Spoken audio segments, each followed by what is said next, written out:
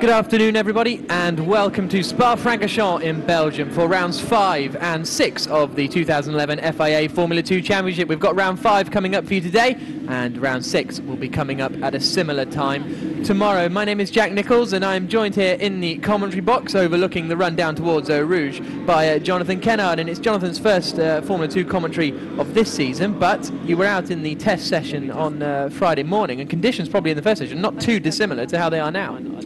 Yeah, that's right. Yeah, it's typical Spa weather. Well, here's a look at the grid. Pinheiro there on pole, Brundle in second. So Mirko Bortolotti drops down to third. Our championship leader, Christopher Zanella, there in fourth position, with Will Brad in fifth. And Timo Storz, the newcomer to Formula 2 this season, his best qualifying result of the season. Ramon Pinheiro on pole position. Alex Brundle alongside him. The green flag is about to be waved from the back of this field once we've got the safety medical car. Here we go then.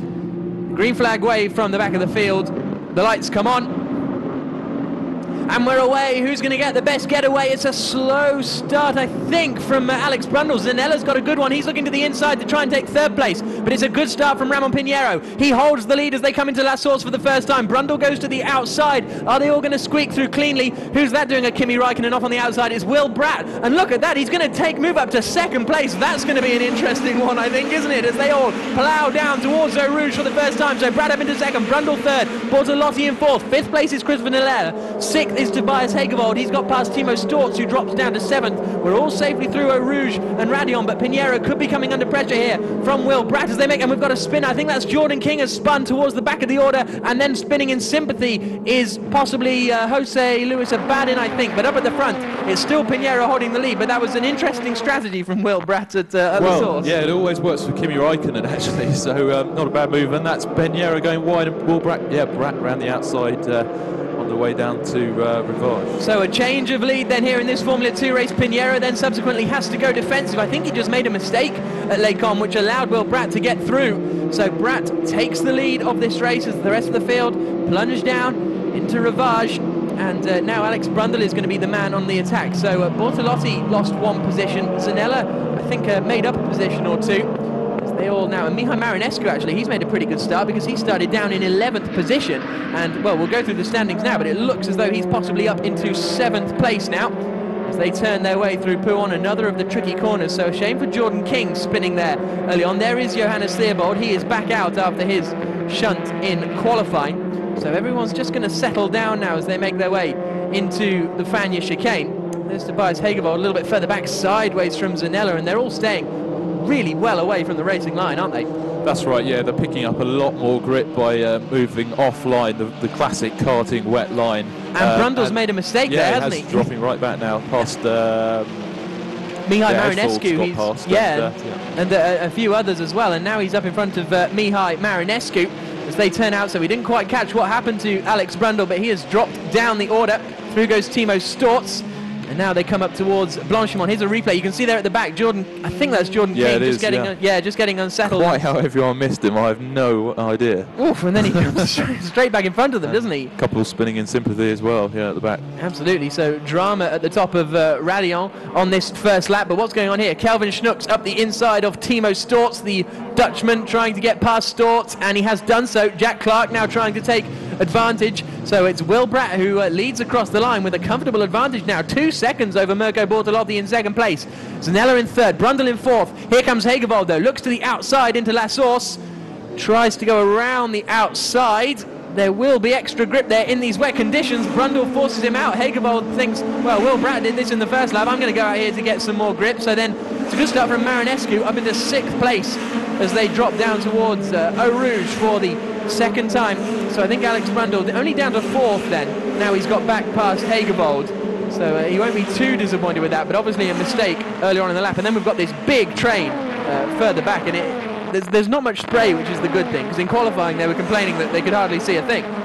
Yeah, that's right. I mean, there's such an advantage to being at the front on the first few laps of these types of races when the spray is pretty bad. But as you say, it's getting a lot better. And one thing that I'm really looking out for is Bortolotti's pace now. He's got that 2-second gap to Bratt, but in qualifying we know he's very racy indeed. So it'll be quite interesting to see whether he can make any impression on that lead of Bratt's. Now, how quickly can Zanella close in this gap to Mirko Bortolotti? It was 2.2 as they crossed the line, and we've got Tom Munn, that is, going very slowly. That's up at La Source, isn't it? Oh, that's not a great place to stop the car. They're going to have to move that very quickly, or we could see the intervention of a safety car, which would be music to Mirko Bortolotti's ears at least, but they've got to, because it's a long lap, they've got plenty of time to try and clear it. Look at these cars sliding their way out of Rivage through the left-hander and down towards Pouhon. That will be wanting to try and and who's that we see going on? Plamen Kralev going off at Stavilo 1, I think, and that, I think, is probably going to be beached in there, isn't it? He looked well and truly in there. Yeah. I think Zanella gets the run before Eau Rouge, so it's partly due to his exit at La Source. I think if we can keep with them at La Source here, we might see there two very different lines on the exit. Zanella's going for it up the inside. Great late move from Christopher Zanella, making his way past Mirko Bortolotti, who I don't think saw that coming, but now they're going to be... got it back. Is he going to stamp on the boost, because you don't want to be side by side going through Eau Rouge, so a great little switch back for Mirko Bortolotti, but Zanella is proper close as they now climb up through Eau Rouge. Look how much quicker he was. I think he had to get out the power there as they crest the hill at Radion, sideways all the way for Zanella, and Bortolotti has got enough of an advantage. I think Zanella is really strong through Eau Rouge, because it looked to me as though he had to get out the power there.